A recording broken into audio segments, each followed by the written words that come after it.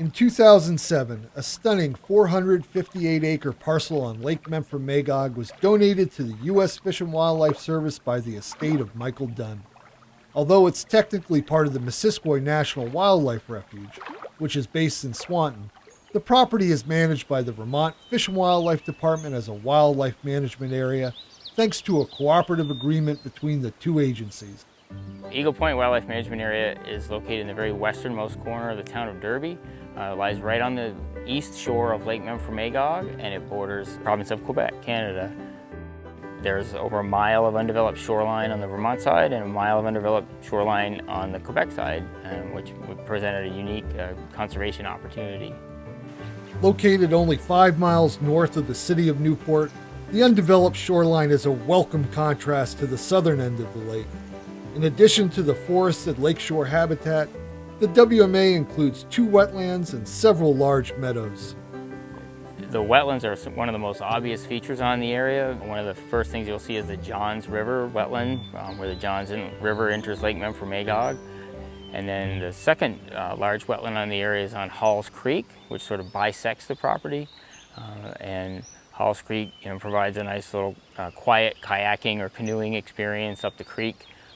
The Johns River and the mouth of Halls Creek offer fishing opportunities for bass, pickerel, and perch, as well as brown trout and rainbow trout, which enter the Johns during spring and fall spawning runs.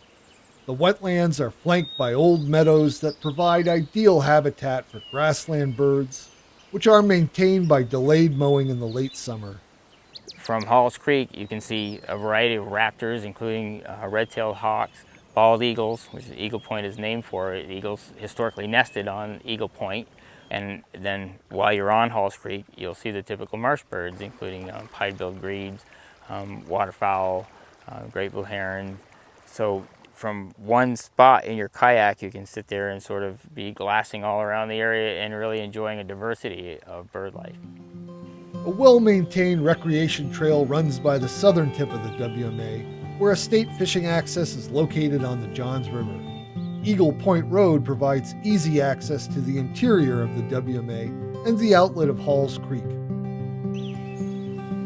It's sort of a visual treat because it's just a panoramic landscape. I mean, everywhere from the main parking area, you can see 360 degrees around. You can see meadows, the agricultural lands, and the wetlands.